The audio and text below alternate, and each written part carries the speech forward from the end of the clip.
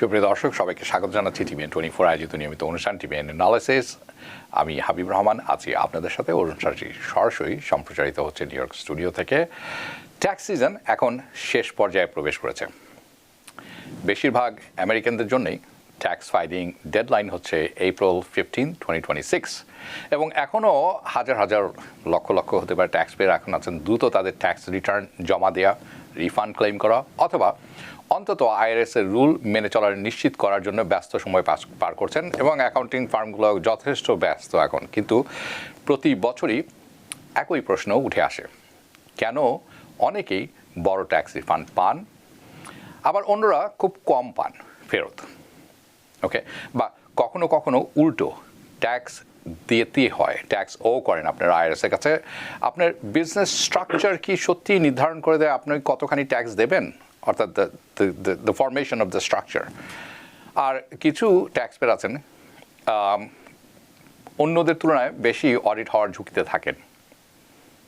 আজকের অনুষ্ঠানে আমরা আলোচনা করব এমন বেশ কিছু গুরুত্বপূর্ণ ট্যাক্স ইস্যুস যা ইন্ডিভিজুয়াল ট্যাক্স পেয়ার, ব্যক্তিগত মানুষ যারা আছেন, স্মল বিজনেস ওনার্স এবং সেলফ এমপ্লয়েড প্রফেশনালসদের জন্য অত্যন্ত গুরুত্বপূর্ণ বিষয়গুলি থাকবে। আমরা সহজভাবে ব্যাখ্যা করার চেষ্টা করব আজকের অনুষ্ঠানে সি কর্পোরেশন এবং এস কর্পোরেশন এবং এলএলসির মধ্যে মূল পার্থক্যগুলো কোথায় আসলে এবং কোন পরিস্থিতি বা কোন অবস্থায় কোন স্ট্রাকচারের ক্ষেত্রে, বিজনেসের ক্ষেত্রে কোন বিজনেসের স্ট্রাকচার আপনার জন্য যথাযথ হতে পারে।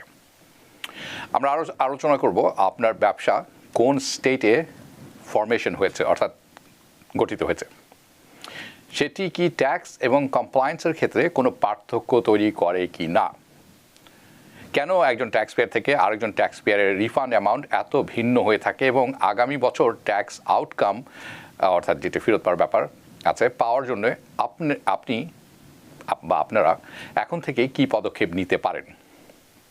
আজকের আরেকটি গুরুত্বপূর্ণ বিষয় হচ্ছে আইআরএস অডিট।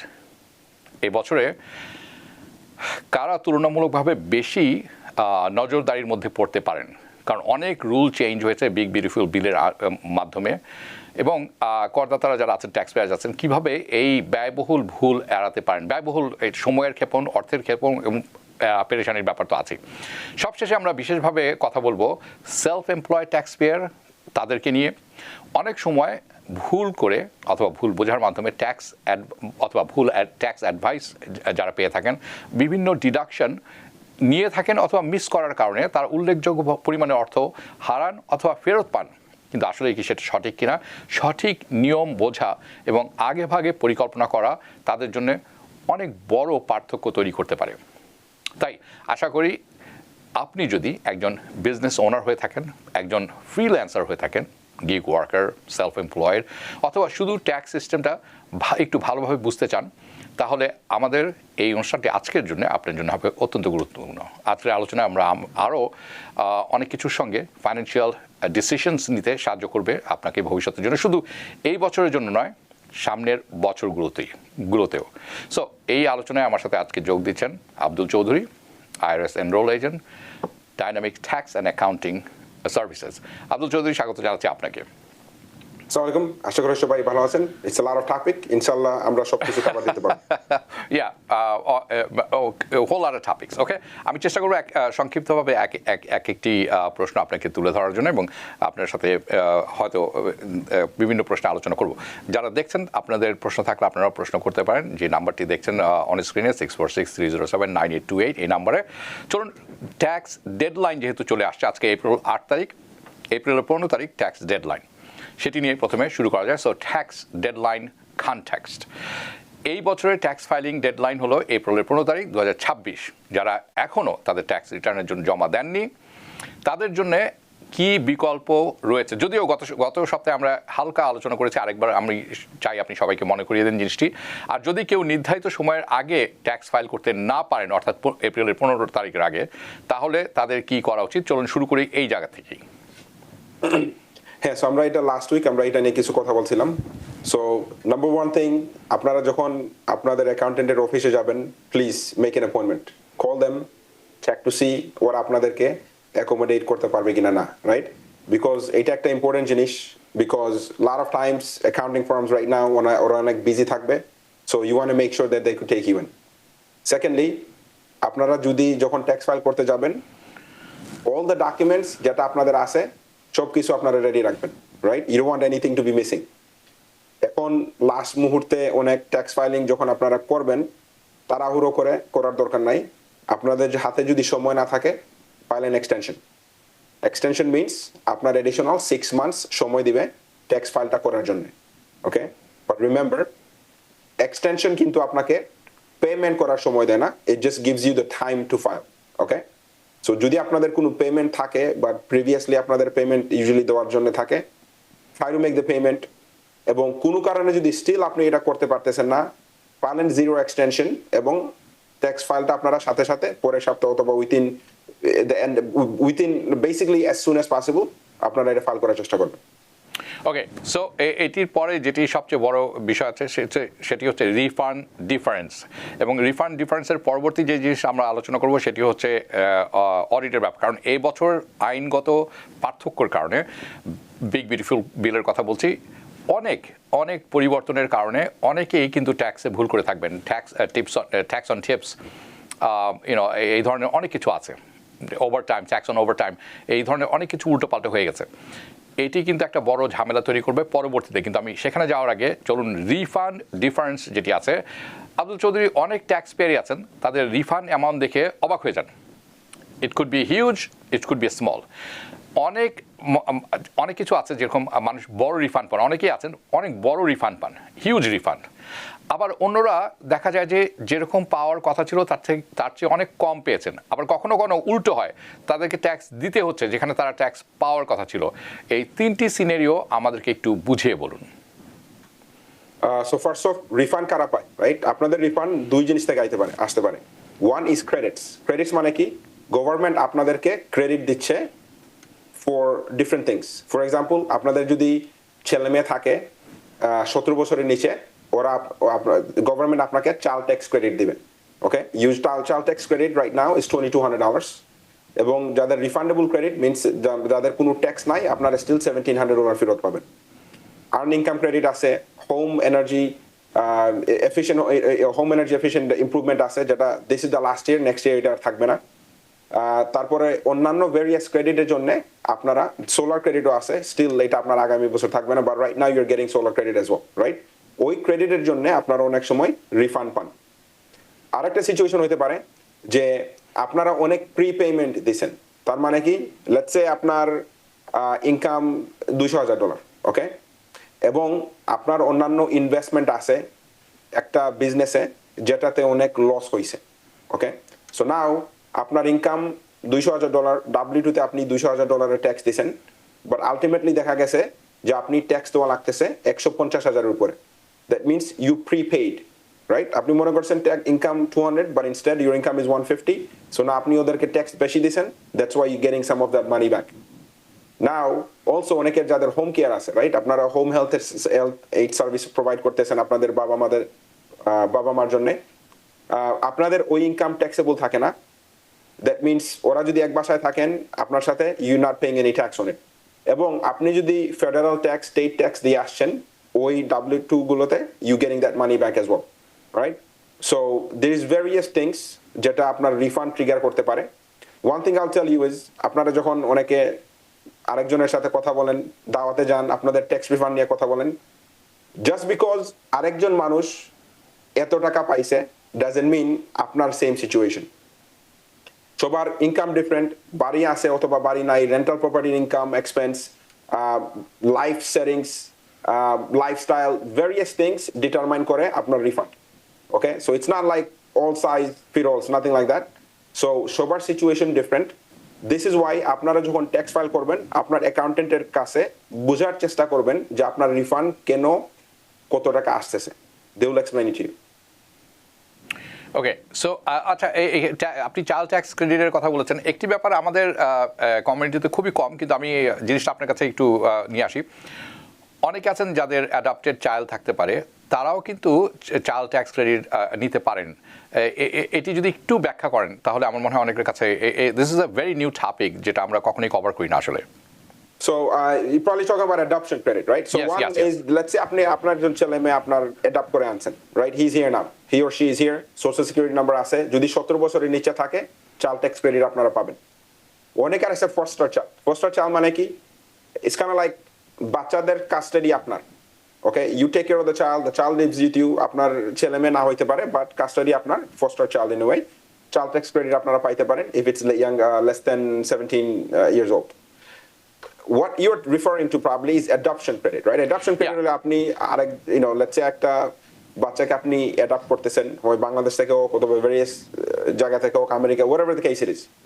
অ্যাডপশন এই দেশে করতে হইলে অনেক লিগ্যাল ফিজ এবং অ্যাপ্রুভাল যায় সো গভর্নমেন্ট আপনাকে ওইটার জন্য ক্রেডিট দিবে I believe this year the credit is up to $5,000 এটা ওনাকে আগে $10,000 ছিল but right now I believe is $5,000 so ওই অ্যাডপশন ক্রেডিটও কিন্তু available so if somebody is looking to adapt just know that this credit is available for you also don't adapt for the credit adapt for the child but if you did also there is a credit no আমি আসলে কথা বলছি যারা adoption করেছেন তাদের ক্ষেত্রে উদ্দেশ্যটা মানে রিফান্ড পাওয়ার না উদ্দেশ্যটা হচ্ছে যারা করে থাকেন তারা you are entitled to get this refund the credit rather আরেকটি ব্যাপার যে উনি ফস্টার কেয়ারের কথা বলেছেন অনেকেই অনেক বাচ্চাদের টেক কেয়ার করে থাকেন সো আপনি যদি সেটা করে থাকেন এটারও একটি ক্রেডিট আছে সেটি আপনি পেতে পারেন আমরা অনেক সময় এগুলো জানি না জানার ফলে এই ক্রেডিটগুলো আমরা পাই না অনেক সময় আমি জাস্ট হঠাৎ করে আমার মনে পড়লো এই জন্য আমি এই প্রসঙ্গটা নিয়ে আসলাম এরকম অনেক ক্রেডিট থাকে যেটি আমরা মিস করে যাই ওকে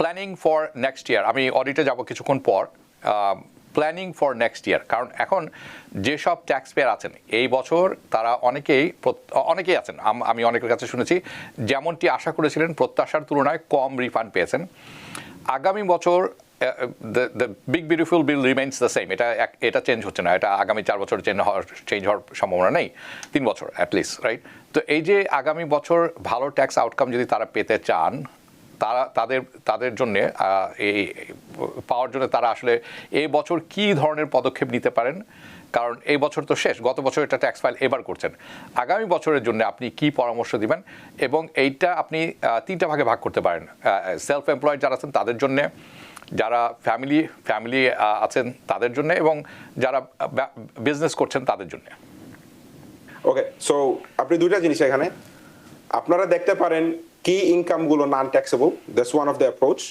এন্ড অলসো আপনারা কি কারেকশন বর্তমানে করতে পারেন রাইট সো ফর এক্সাম্পল আপনাদের হাতে যদি অনেক ক্যাশ থাকে লট অফ টাইমস অনেক ইনকাম আছে যেটার ট্যাক্স রেট কম okay for example if you invest into portfolio income, right? Portfolio income মানে হলো interest income, dividend income, capital gains, right? আপনার ব্যাংকে যদি পয়সা পড়ে রয়, have a investment manager manage it, ওরা আপনাকে additional portfolio income যেটা বলে, that doesn't mean আপনার হাজার ইনকাম আসবে. All that means is that আপনার যে ক্যাশটা আছে, it's going to generate passive income. ওইখান থেকে আপনার কিছু ইনকাম আসবে যেটা tax rate com, right? For example, long-term capital gains, tax exempt interest, qualified dividends, right? ওইটার ট্যাক্স রেটটা অনেক কম থাকে usually this is applicable to যারা অ্যাফ্লুয়েন্ট কমিউনিটি আছেন যারা হায়ার মিডল ক্লাস আছেন যাদের আপনার হাতে অনেক ক্যাশ আছে যেটা আপনারা এখন ইউজ করতেছেন না it's just sitting on a bank that's kind of like you letting your money work for you secondly আপনারা যারা কাজ করতেছেন রেস্টুরেন্টে অথবা রেগুলার জবস রাইট আপনাদের overtime tax is reduced right তার মানে আপনার প্রিমিয়ামে ট্যাক্স দেওয়া লাগতেছে না যারা রেস্টুরেন্টে কাজ করেন গেমিং ইন্ডাস্ট্রিতে কাজ করেন আপনাদের টিপসে কাজ নাই right so if you have a second job that pays a lot of tips take that job work more money in that case right আপনার অলমোস্ট $25,000 পর্যন্ত নন ট্যাক্সেবল থাকবে সেম থিং যারা সেলফ এমপ্লয়েড ইন্ডিভিজুয়াল আপনারা যেটা করতে পারেন make sure আপনার tax স্ট্রাকচারটা সঠিক রাইট নাও অনেক ফ্রিল্যান্সার আছে যারা আপনারা বাসা থেকে কাজ করতেছেন রাইট কিন্তু আপনারা সেলফ এমপ্লয়েড যেখানে আপনার অনেক সেলফ এমপ্লয়মেন্ট ট্যাক্স হাই থাকে লুক টু সি আপনার জন্য কি S-Corporation সঠিক হবে কিনা না লেটস সে আপনি another thing is let's say আপনি নিউ ইয়র্ক সিটিতে থাকেন নিউ জার্সিতে থাকেন you planning to move and আপনার মুভ করার ভেরিয়াস অপশন আছে go to a state or go to a city there is no tax right অনেক প্ল্যানিং স্ট্র্যাটেজি আছে যেটা আপনারা ইউজ করতে পারেন অলসো another thing is আমরা সবসময় ট্যাক্স সেভিংস এর কথা চিন্তা করি but we don't think about retirement planning right retirement planning আর একটা অপশন যেটা আপনারা ইউজ করতে পারেন ট্যাক্স কমানোর জন্য রাইট 401k ট্রেডিশনাল IRA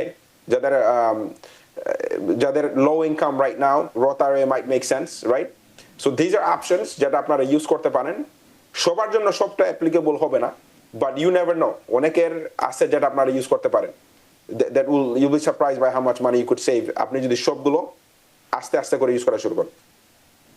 ওকে, সো এই ব্যাপারে হয়তো সামনে আমরা আরো বিস্তারিত প্রতিটা জিনিস নিয়ে আলাদা আলোচনা করব, কিন্তু লেটস স্টার্ট। আপনি বেশ কয়েকটি কথা বলেছেন, বিজনেসের কথা একটি ব্যাপার এসেছে। আমাদের যারা আছেন এখানে তাদের অনেকেরই বিজনেস আছে, অ্যান্ড কারো বড়, কারো ছোট, কারো মিডিয়াম সাইজ বিজনেস, এবং কারা অনেকেই আছেন যারা সেলফ এমপ্লয়েড। আপনি ফুড ভেন্ডার থেকে শুরু করে Uber and lift and yellow cab যারা করছেন তাদের সবাইকে ধরতে পারেন এই বিভিন্ন ক্যাটাগরিতে। অনেকেই যারা আছেন তাদের কোনো না কোনো কর্পোরেশন আছে। সো আমি বিজনেস স্ট্রাকচার নিয়ে আলোচনা করতে চাই। অনেক বিজনেস ওনারই আছেন, আমরা সবাইকে বিজনেস ওনার ধরে নিচ্ছি, কারণ you have a corporation, type যেটাই হোক না কেন, you are a business owner. So অনেক বিজনেস ওনার প্রায় দেখা যায় যে সি কর্পোরেশন, এস কর্পোরেশন এবং এলএলসি সম্পর্কে শুনে থাকেন, এবং অনেকের বন্ধুবান্ধব আছেন, অনেকের ভালো ফ্রেন্ডস থাকেন, তাদের পরামর্শ, অনেক অ্যাকাউন্টিং ফার্মের কথা শুনে থাকেন। এই যে এই সব কিছুই শুনে থাকেন যে S corporation, C corporation, LLC সম্পর্কে সবসময় শুনে থাকেন তারা। এবং সহজভাবে বললে এই বিজনেস স্ট্রাকচারগুলোর মধ্যে যে বিশদ পার্থক্য, এটি আমরা সবাই খেয়াল করে দেখি না। আমরা মনে করি প্রথম উদ্দেশ্য হচ্ছে আমার যাতে ট্যাক্সটা না দিতে হয় এবং খুব সহজ হয়, কিন্তু আসলে যে এই বিজনেস স্ট্রাকচারগুলোর মধ্যে মূল পার্থক্যগুলো কি, সেটা আমি প্রথমে আপনার কাছ থেকে শুনবো।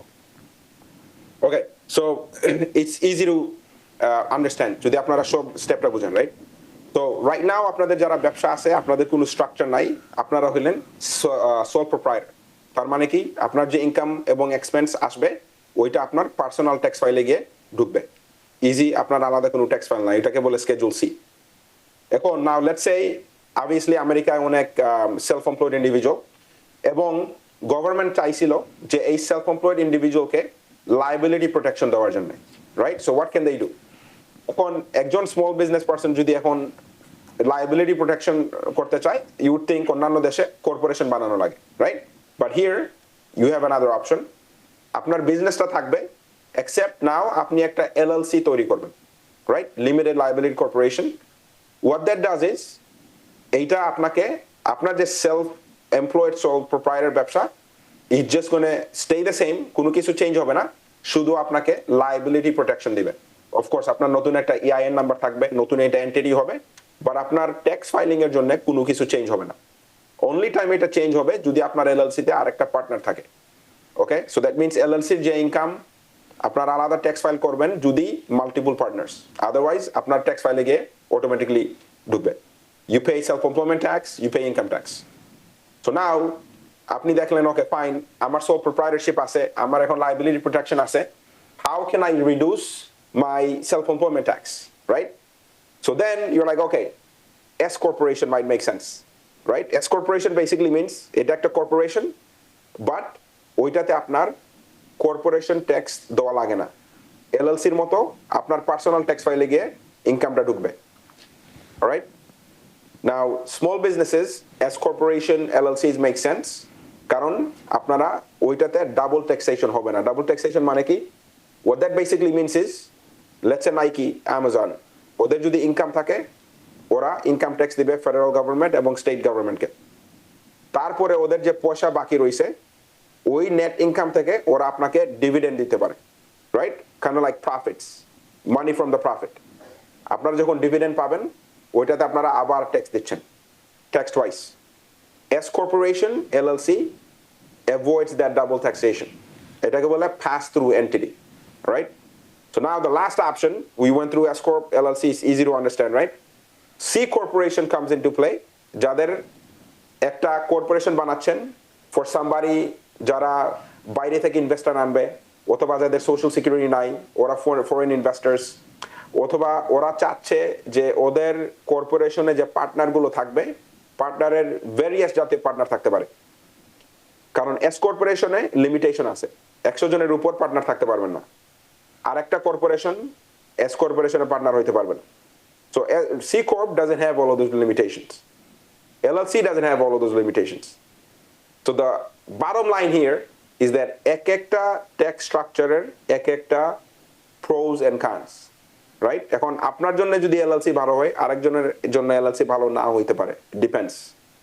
তো দিস ইজ ওয়াই আপনাদের জানা উচিত যে এই ট্যাক্স স্ট্রাকচারগুলো আছে, এবং অফকোর্স আমাদের এই TV conversation I can not explain the full details of it, which I am giving you the summary, but আপনাদের একজন দক্ষ কারোর সাথে বসা উচিত টু মেক শিওর দ্যাট আপনার যে কারেন্ট ট্যাক্স স্ট্র্যাটেজিটা আছে it make sense for you. Okay, যেহেতু বেশ কয়েকটি কর্পোরেশনের কথা বললাম, LLC, S corporation, C corporation, আপনারা কিন্তু কিছুটা হলেও বুঝতে পারছেন যে আসলে কোনটি আপনার জন্য কাজ করবে। কিন্তু আমরা যদি ভেঙে আলোচনা করতে চাই, choosing the right entity. So একজন এন্টারপ্রেনিউর, সহজভাবে বললে একজন বিজনেস বা উদ্যোক্তা কিভাবে সিদ্ধান্ত নেবেন যে তার ব্যবসার জন্য কোন এন্টিটি স্ট্রাকচার সবচেয়ে উপযুক্ত বা প্রযোজ্য, এবং ব্যবসার কোন পর্যায়ে এসে তাদের এই বিজনেস স্ট্রাকচার পরিবর্তন করার কথা ভাবা উচিত। সো দুটি প্রশ্ন, কোনটি উপযুক্ত যখন তারা শুরু করছেন, এবং তারা যখন ব্যবসা একটি পর্যায়ে দিয়ে কখন দিয়ে চিন্তা করবেন যে আসলে তাদের স্ট্রাকচারটা চেঞ্জ করা উচিত। Okay, so question is what and when, right? So let's talk about when. When should be right now, meaning যদি আপনার ব্যবসা আপনি এখন শুরু করতেছেন, this is when আপনি ডিসাইড করবেন কোন এন্টিটি আপনি চুজ করবেন। ওকে, আপনি যদি ব্যবসা শুরু করার পরে 6 মাস পরে চিন্তা করতেছেন okay I want to be corporation, না, that's not gonna work. Step 1, আপনি যদি একটা ব্যবসা খুলেন, treat it like a business, treat it like you are going to become a big successful business person, right? তখন আপনার ব্যবসাটা অটোমেটিক্যালি গ্রো হইতে থাকবে once you have that mentality. Number 2, কোন স্ট্রাকচার আপনি রাখবেন ডিপেন্ড করবে আপনার কোন জাতীয় পার্টনার আছে এবং আপনারা কোন ব্যবসাতে ঢুকতেছেন। কিছু বিজনেস আছে অটোমেটিক অ্যান্সার, রাইট? ধরেন আপনি যদি একটা বাড়ি কিনতেছেন, বাড়ির জন্য corporation is the worst, because corporation আপনার tax rate high, LLC is the way to go. আপনি যদি একটা কর্পোরেশন বানাবেন যেখানে আপনি ডিফারেন্ট জাতীয় ফান্ডিং করবেন ডিফারেন্ট কোম্পানির মাধ্যমে, right? C corporation is the way to go. যদি আপনার অলরেডি একটা পার্সোনাল ব্যবসা আছে, family size, it's a family business যেখানে প্রফিট মার্জিন হাই, আপনার জন্য S corporation probably makes a lot of sense, right? So to summarize real quick, usually best approach, যদি আপনি অলরেডি জানেন যে আপনার answer is either LLC or an S corporation, then start with an LLC. Why? কারণ LLC আপনি পরে S corporation-এ convert করতে পারবেন, right?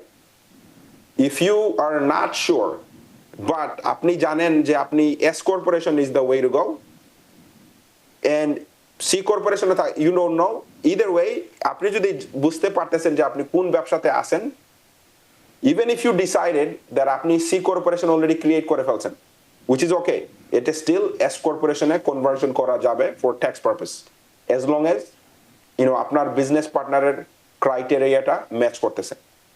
So to summarize, decide right away যখন ব্যবসাটা শুরু হবে কোন ব্যবসা এবং কি রকম ব্যবসাটা করবেন, ওইটা ডিপেন্ড করবে আপনি কোন এন্টিটি চুজ করবেন। এবং আপনি যদি একটা ভুল এন্টিটি যদি চুজ করেও ফেলেন, ইটস ওকে, আপনি স্টিল রিস্ট্রাকচারিং করতে পারবেন, not a big deal. But main thing is আপনি একজন এক্সপার্ট মানুষের সাথে আপনি কথা বলবেন before you start all of this. Thank you. আমি অন্যান্য আরও গুরুত্বপূর্ণ প্রশ্ন রয়ে গেছে এই বিষয়গুলোর উপর, আপনারা কিছুক্ষণের মধ্যে শুনবেন, কিন্তু অনেক প্রশ্ন আছে। চলুন একটি প্রশ্ন আমি ফোনে নিয়ে নিই এখনই। কে আছেন আমাদের সাথে? হ্যালো, আপনি টেলিভিশনের সাউন্ডটা কমিয়ে আপনি প্রশ্নটা করুন প্লিজ। আচ্ছা, আমার ইনকাম, ট্যাক্সেবল ইনকাম ৫৫,০০০ টাকা, ২ জন ডিপেন্ডেন্ট আছে, কিন্তু তারা বয়স্ক। এখন আমি কি ইসের আন্ডারে, বিউটিফুলের আন্ডারে কোনো একটা ক্রেডিট পাইতে পারি কিনা? কারণ আমি একদিন আলোচনায় শুনছি একটা ফর্ম ফিল আপ করলে ৮৫০ টাকা পাওয়া যাবে, মানে আর্নিং। আচ্ছা, আপনি একটু লাইনে থাকুন আব্দুল চৌধুরী, আপনি প্রশ্ন কি শুনতে পেয়েছেন পুরোপুরি? আমি আন্ডারস্ট্যান্ড ইট। উনি কি একজন ডিপেন্ডেন্টকে ক্লেম করতে যাচ্ছেন? আপনার ইনকাম কত বাৎসরিক? $৫৪,০০০। আমার বাৎসরিক ইনকাম ৫৫,০০০ টাকা taxable, not gross income. What is the gross? Gross 75।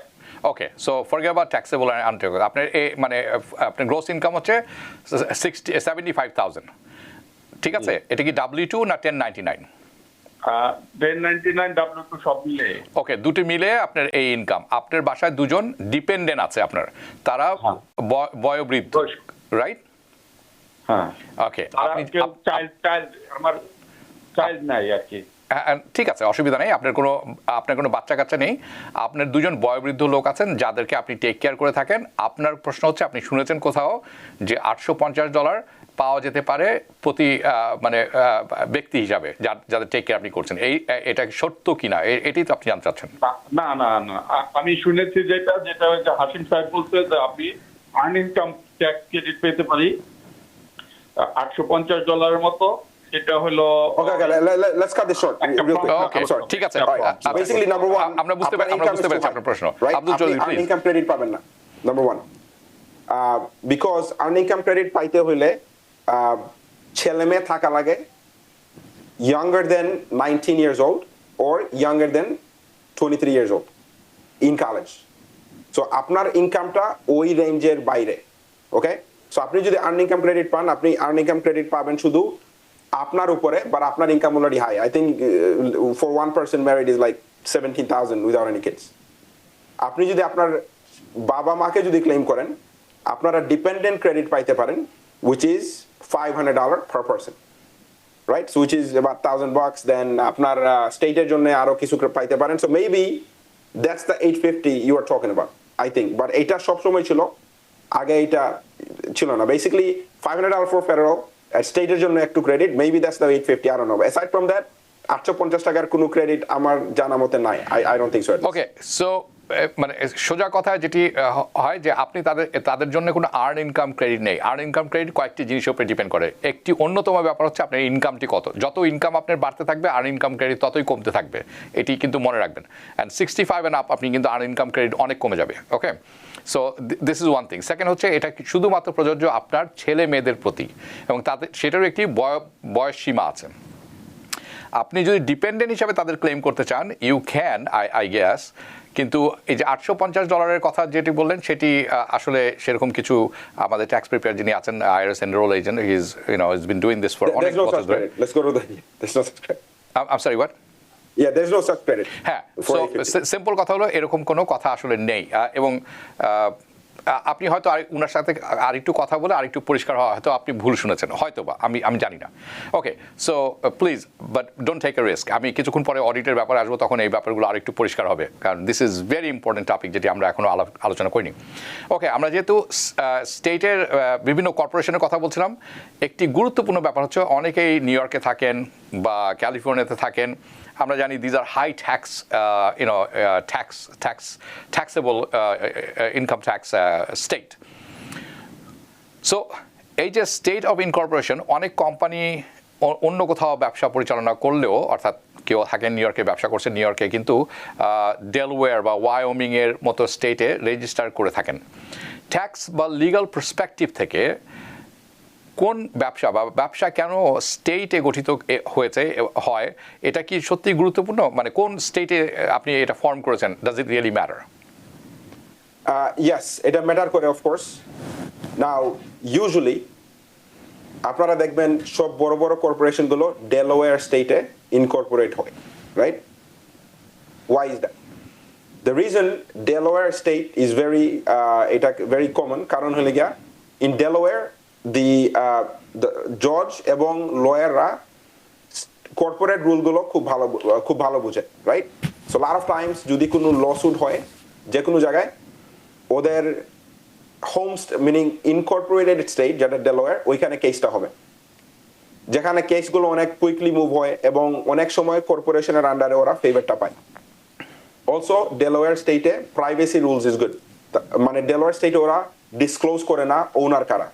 তো একজন মানুষ যদি ওনার হইতে চায়, যদি নিউ ইয়র্ক স্টেটে হয়, ওনার্স ওরা ইউজুয়ালি ডিসক্লোজ হয়ে যায়, বাট ডেলাওয়্যার, ওয়াইওমিং ওরা ওইটা ডিসক্লোজ করে না, right? So number one reason বড় বড় কর্পোরেশন ডেলাওয়্যার স্টেটে হয় because of the legal rules. Then Wyoming recently অনেক পপুলার ফর লাস্ট 10 years, ওরাও সেম ভাবে ডেলাওয়্যারের মতো ওরা প্রাইভেসি রাখে, ওনারগুলো ডিসক্লোজ করে না, এবং ডেলাওয়্যার স্টেট থেকে অনেক চিপার Wyoming.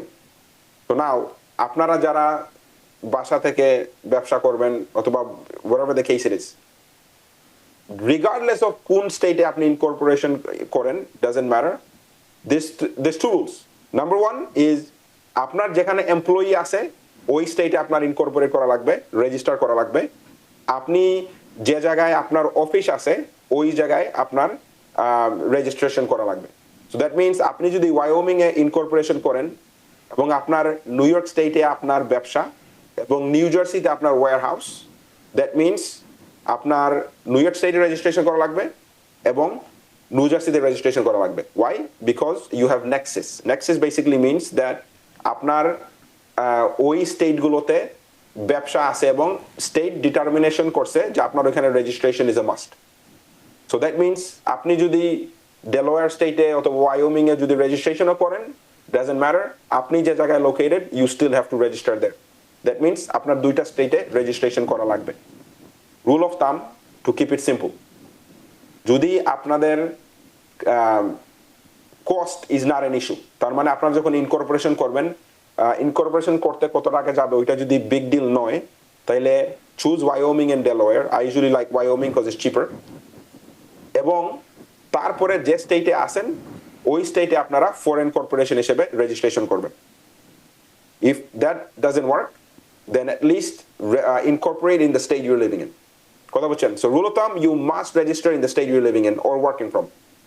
Then you could choose either Delaware or Wyoming, doesn't matter.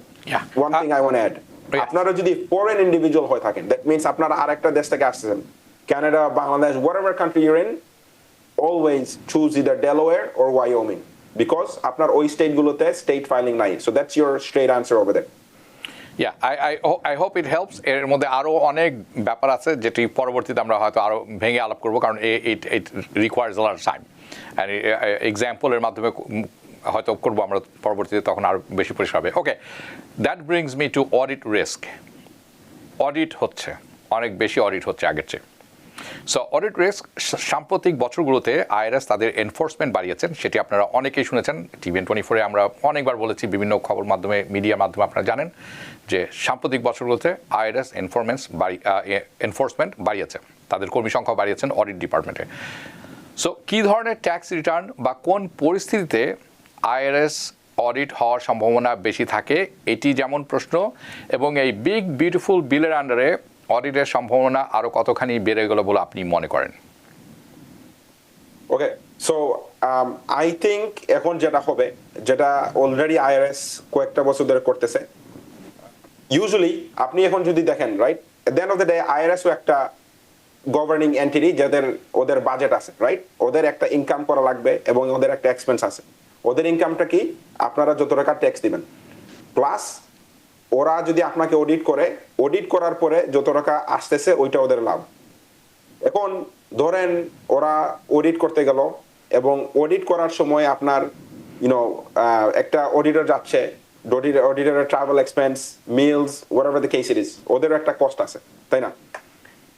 Usually IRS যখন হাই ইনকাম আর্নারের কাছ থেকে যখন অডিটে যায়, ইউজুয়ালি ওদের কস্টটা একটু বেশি, কারণ it's high level tax return, অনেক দক্ষ অডিটার লাগবে whose rate of hourly rate is higher.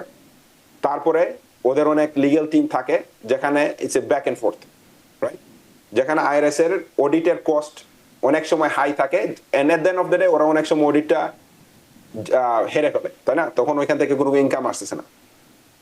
But আপনারা যারা লো ইনকাম কমিউনিটিতে আছেন, যারা আপনারা আর্ন ইনকাম ক্রেডিট পাচ্ছেন, অথবা যারা head of house hold file করতেছেন, যারা merit filing separate head of house hold file করতেছেন, আপনাদের জন্য অডিট ইজ ইজি।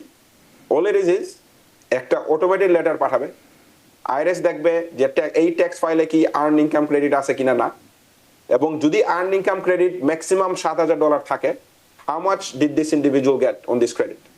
এখন যদি দেখা গেছে যে উনি এক্স্যাক্টলি ম্যাক্সিমাম পাইছে $7,000, that could be an automatic একটা অটোমেটিক একটা লেটার যাইতে পারে। দ্যাট ডাজন্ট মিন আপনি অটোমেটিকলি পেয়ে যাবেন।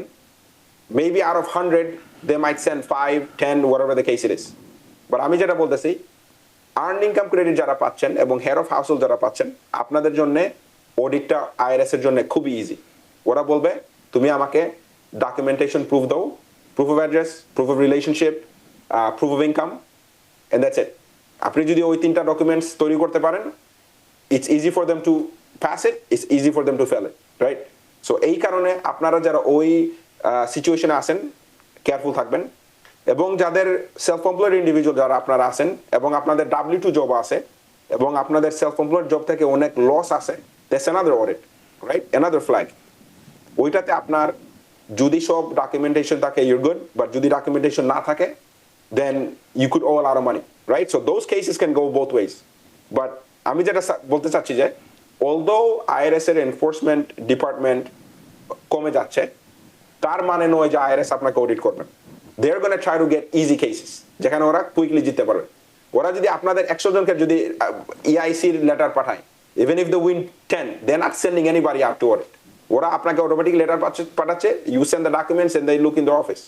So just be careful on that end. আমি এখানে আরেকটি কথা যোগ করছি, আগের মতো কিন্তু ম্যানুয়াল না, এখন কিন্তু হাইলি অটোমেটেড সিস্টেম তাদের, হাইলি AI এর হেল্প তারা নিতে পারেন। So flagging is very simple তাদের কাছে, because everything is OCR, automatic character recognition. So be careful, এটা হয়তো পরবর্তীতে আমরা আরও ভেঙে আলোচনা করব। সেলফ এমপ্লয়েড যারা আছেন, সেলফ এমপ্লয়েড ট্যাক্স পেয়ার, অনেক সেলফ এমপ্লয়েড ইন্ডিভিজুয়াল এবং ফ্রিল্যান্সার ট্যাক্স নিয়ে সমস্যায় পড়েন বছর শেষে, কারণ অনেকেই হিসাব কিতাব রাখেন না, কিছু করেন না। আমরা জানি যারা উবার লিফট করেন 100,000, 110,000, 150,000 করেন, পরবর্তীতে ট্যাক্সেবল ইনকাম দেখান 25%। সো এই ট্যাক্স ফাইলের সময় তারা সমস্যায় গিয়ে পড়েন। ফ্রিল্যান্সার এবং স্মল বিজনেস ওনার যারা আছেন, সবচেয়ে বড় কোন ভুলগুলো করে থাকেন ট্যাক্স কমাতে গিয়ে অথবা অন্য কোনো কারণে, সেটি আমি জানতে চাবো, এবং তাদের প্রতি আপনার অ্যাডভাইসটা কি থাকবে? ওদের মেইন জিনিস যেটা ভুল করেন ওরা is tax planning. Tax planning মানেটা কি? লাইক ট্যাক্স প্রিপারেশন যে কেউ করতে পারে, বছরের শেষে যাবেন, put some numbers in, is done. But tax planning is now, right? Is before the fact. কারণ আপনারা যদি অলরেডি জানেন আপনার একটা কন্ট্রাক্ট আছে, আপনি $150,000 পাবেন এই কন্ট্রাক্ট থেকে, স্টার্ট প্ল্যানিং নাও। আপনার কত টাকা এক্সপেন্স আছে, কিরকম এক্সপেন্সগুলো বাড়ানো যাবে, কিরকম এক্সপেন্সগুলো ডিফার করা যাবে। যদি আমার ডিসেম্বরে একটা ইনভয়েস আছে $30,000 পাওয়ার কথা, delay to the next year, right? So basically tax planning is the main thing, যেটা আসলে অনেকেই করতে চান না, right? Because for what ever reason. So I think আপনারা যদি ট্যাক্স প্ল্যানিং যদি সঠিকভাবে করেন এবং বিজনেস স্ট্রাকচার আমি যেটা আগে বললাম, if you put those into play, I think আপনাদের অনেক ট্যাক্স সেভিংসের অপরচুনিটি আছে। ওকে, সো এই প্রসঙ্গে আরেকটি প্রশ্ন চলে আসবে, সেটা হচ্ছে bad tax advice problem. So দুঃখজনকভাবে হলো অনেক ট্যাক্স প্রিপেয়ার আছেন বা ট্যাক্স পেয়ার আছেন, কখনো কখনো এমন ট্যাক্স প্রিপেয়ারের কাছে যান যেখানে তারা অ্যাডভাইসটা খুব একটা ভালো হয় না, ইটস এ ব্যাড অ্যাডভাইস পান। মানে ক্ষণিকের সময় বা ওই সময়ের জন্য মনে হয় যে এটা খুব ভালো, কিন্তু আসলে in a long term it's a bad advice. So একজন ভালো ট্যাক্স প্রফেশনাল বেছে নেওয়ার সময় মানুষ আসলে কী ধরনের ওয়ার্নিং সাইন খেয়াল করবেন, সেটি একটু যদি আমাদেরকে বলেন। I think the main thing is আপনারা দেখবেন কোম্পানির রেপুটেশনটা কি আছে, রাইট? অবভিয়াসলি আমাদের কমিউনিটিতে everybody Tux whether it's good or bad, right? So already আপনার অনেক অ্যাকাউন্টিং ফার্মের যেটা রেপুটেশন আছে, লুক ইনটু দ্যাট। আপনাদের গুগল রেটিং দেখবেন, ওদের এক্সপেরিয়েন্স দেখবেন, ওদের EA অথবা CPA লাইসেন্স আছে কিনা ওইটাও দেখতে পারেন। সো there's various ways আপনারা যাইতে পারেন। Then also check and see আপনার যে অ্যাকাউন্টেন্ট আছে, because also at the end of the day অনেক EA CPA আছে যারা শুধু রিফান্ড বাড়ানোর জন্য ক্লায়েন্টকে আনতেছেন, right? So they also could be crooks as well. Main thing is আপনারা যখন ট্যাক্স ফাইল করবেন বোঝার চেষ্টা করবেন যে রিফান্ডটা কিরকম আসতেছে, এন্ড যে ট্যাক্স প্রিপারেশন করতেছে উনি কি সাইন অফ করতেছে কিনা না ওনার ট্যাক্স ফাইলে। দ্যাট মিনস আপনার ট্যাক্স রিটার্নে on page 2 it should say that XYZ prepared the tax return and this is his information, his or her information. এখন যদি দেখা যায় যে আপনার সেকেন্ড পেজে লেখা সেলফ প্রিপেয়ার্ড, তার মানে আপনি একজনকে পে করছেন ট্যাক্স ফাইল করার জন্য, কিন্তু উনি লিখে দিয়েছে যে আপনি নিজে ট্যাক্স ফাইল করছেন, that is right off the bat a flag, for sure a flag. Because ওরা ইউজুয়ালি আপনার রিফান্ড বানানোর চেষ্টা করবে, then you not gonna find them afterwards. So আপনি কারো কাছে থেকে করাচ্ছেন এবং সেখানে লেখা আছে সেলফ প্রিপেয়ার, অর্থাৎ আপনি নিজে করেছেন, অন্য কেউ করেনি। It's like one of the biggest red flag. তারপর মনে করেন আপনার ট্যাক্স ফেরত পাওয়ার কথা ধরেন রিফান্ড পাচ্ছেন আপনি 2000 বা 3000, কিন্তু আরেকজন এসে বললো যে ডোন্ট ওয়ারি, আমি আপনাকে করে দিচ্ছি, আপনি $10,000 রিফান্ড পাবেন। These are red flags. I know everybody loves money, but এটার জন্য যদি জেল জরিমানা হয় তাহলে কিন্তু বিরাট বিপদ। ওকে, আজ রাতের আমাদের যারা দেখছেন অনেকেই আছেন, পরবর্তীতে সোশ্যাল মিডিয়াতে দেখবেন, এমপ্লয়িজ আছেন, স্মল বিজনেস ওনার আছেন, ফ্রিল্যান্সার্স আছেন। সামনের দিকে তাদের কি মনে রাখা উচিত, সবচেয়ে গুরুত্বপূর্ণ ট্যাক্স টিপ কী হতে পারে, স্পেশালি আগামী 15 তারিখ, আগামী সপ্তাহে, it's a tax day, end of regular tax season in terms of filing the deadline or filing deadline. Biggest thing is আপনি যদি এখনো ফাইল না করে থাকেন, ফাইল এন এক্সটেনশন। পয়সা দেন না দেন doesn't matter, file an extension, because যদি আপনাদের ব্যালেন্স ডিউ থাকে, you could get hit with failure to pay, failure to file, অনেক পেনাল্টি থাকতে পারে। Please make sure to file an extension, that's it. Okay, so Abdul Chowdhury, আপনাকে অসংখ্য ধন্যবাদ। বেশ অনেকগুলো বিষয় আমরা আলোচনা করলাম। আমার মনে হয় এখানে অনেক কিছু আছে যেটি পরবর্তীতে আরও ভেঙে আরও বিস্তারিতভাবে আলোচনা করার অপেক্ষা রাখে, এবং আমরা সেটি করব। আমি আপনাকে অসংখ্য ধন্যবাদ জানাচ্ছি আজকে আমাদেরকে সময় দেওয়ার জন্য। আপনি ভালো থাকবেন। থ্যাংক ইউ, আপনারা ভালো থাকেন। আসসালামু আলাইকুম। দর্শক, আপনারা যারা অনুষ্ঠানটি এতক্ষণ দেখছিলেন, আশা করি আমরা বেশ কিছু গুরুত্বপূর্ণ তথ্য আপনাদের কাছে তুলে ধরতে পেরেছি। আমি জানি আপনাদের মনে আরও প্রশ্ন থাকবে, এবং সেটি স্বাভাবিক। সেই প্রশ্নগুলো সামনে নিয়ে আমরা আগামী দিনে টিবিএন অ্যানালিসিস সাজাবো, এবং সেখানেও আপনাদের সাথে দেখা হবে। বিদায় নিচ্ছি, এখনকার মতো দেখা হবে পরবর্তী অনুষ্ঠানে। শুভরাত্রি। টিবিএন 24 টেলিভিশন দেখতে আজই কল করুন 7187776556। লগ ইন করুন www.totalcablebd.com। নিউ ইয়র্ক থেকে সম্প্রচারিত টিবিএন 24 টেলিভিশন বিশ্বজুড়ে বাঙালির কণ্ঠস্বর।